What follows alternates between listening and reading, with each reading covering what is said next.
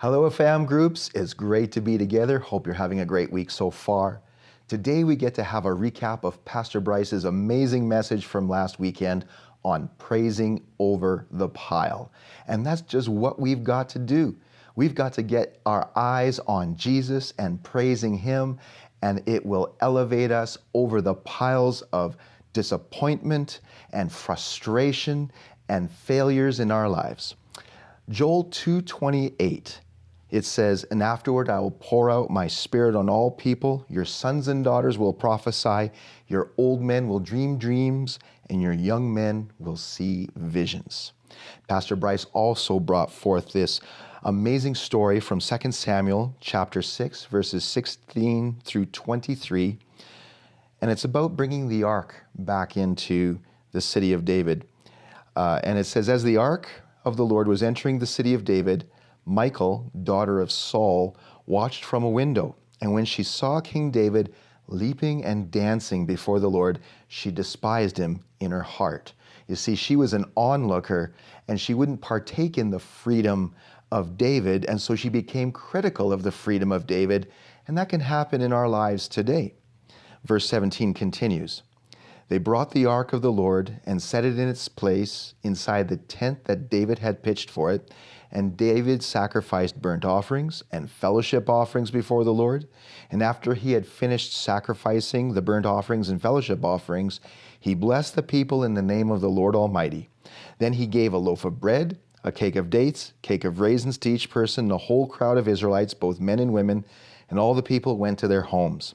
And when David returned home to bless his household, Michal, the daughter of Saul, came out to meet him and said, 'How the king of Israel has distinguished himself today, going around half naked in full view of the slave girls of his servants, as any vulgar fellow would.' And David said to Michal, 'It was before the Lord who chose me rather than your father or anyone from his house when he appointed me ruler over the Lord's people Israel. I will celebrate before the Lord. I will become even more undignified than this, and I will be humiliated in my own eyes. But by these slave girls you spoke of, I will be held in high honor." And I love David's freedom here. He was willing to become more undignified in his praise and really to lose his dignity.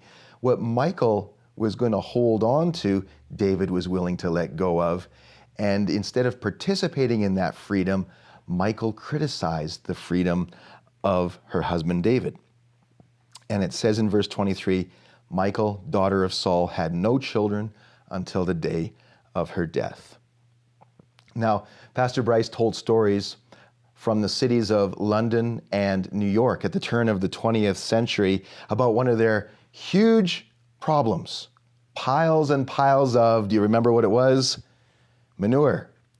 Because this was before the advent of the automobile, and so the main mode of transportation was using animals, namely horses, and each horse could produce a significant pile of manure from day to day, and it had been calculated that in the city of London, they would be buried under 9 feet of manure in 50 years, and in New York City, they said it would be even worse, that the manure could be piled up to third-story windows by 1930. Well, along came Henry Ford, started dreaming. He looked past the piles and started dreaming about the automobile. And like Michal, we should not be held in the piles of the past, in disappointments, in all of the failures and frustrations of the past. Instead, our solution is to get out of the piles and look beyond. That's what Henry Ford did in bringing forth the automobile. That's what we do in praise, is we take our eyes and lift them onto Jesus, the author and the finisher of our faith. And the solution for our future is not by looking down in the piles, but it's about getting our eyes up and looking beyond. That's what we do every time we gather together in church. We sing, we praise, we worship. We're essentially fixing our eyes onto a different destination. And that's where God will take us as we fix our eyes on that new destination.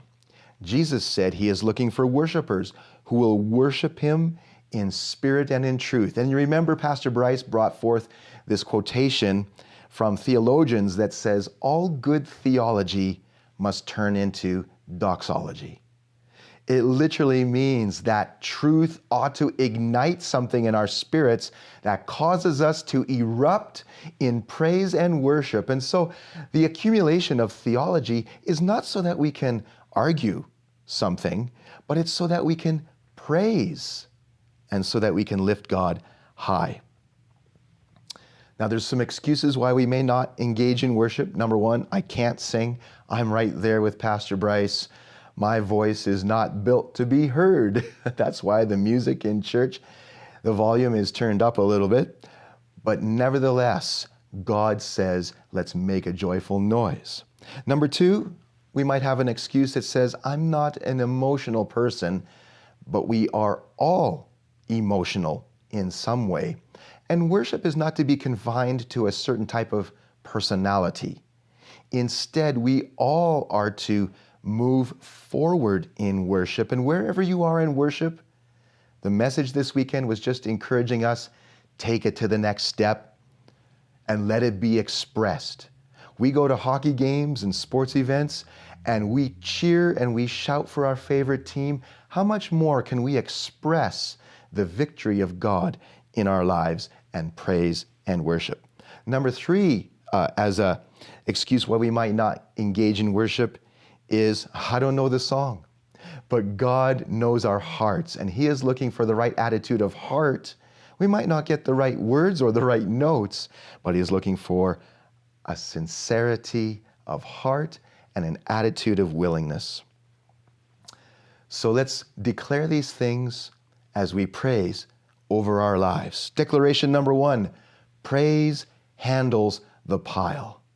And I just believe as we look up beyond the piles of this season, God is going to cause us to start dreaming again. Praise is going to unlock the prophetic. Number two, praise handles my perception. Praise just takes us and puts our eyes on a different focus.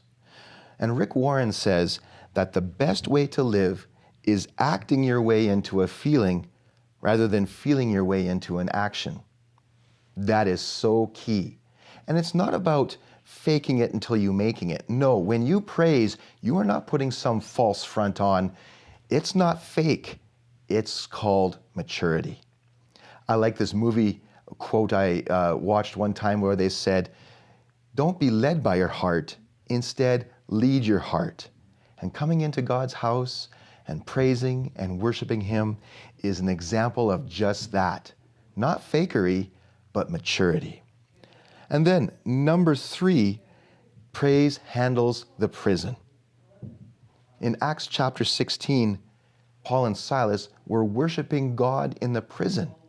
And you'll remember the point from the message this weekend is that the praise of Paul and Silas in the prison shows that our inner state of freedom is so much more significant than any outward circumstance that we can face. Our inner freedom is greater than our outward circumstance.